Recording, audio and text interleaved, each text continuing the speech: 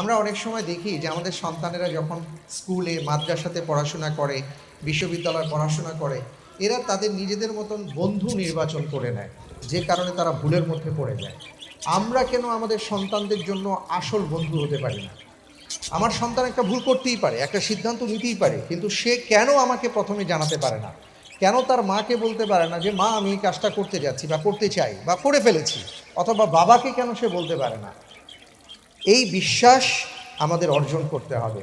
অনেক সময় সন্তান মনে করে যে ভয়ের ব্যাপারগুলো মা বাবাকে বলা যাবে না, কোনো অপরাধ করে ফেলেছি এটা মা বাবাকে বলা যাবে না, কোনো সিদ্ধান্ত নিতে যাচ্ছি এটা মা বাবাকে বলা যাবে না, এটা বন্ধুদেরকে বলবো। তো স্বাভাবিকভাবেই সে তার বন্ধু, তার যে বয়স সেই বয়সের বন্ধুকে যখন সে জানায়, ওই বন্ধু তাকে কোনো না কোনো সমাধান দেয়। আর আমরা যদি আমাদের সন্তানদের আসল বন্ধু হতে পারি তাহলে এই ভুলগুলো হবে না।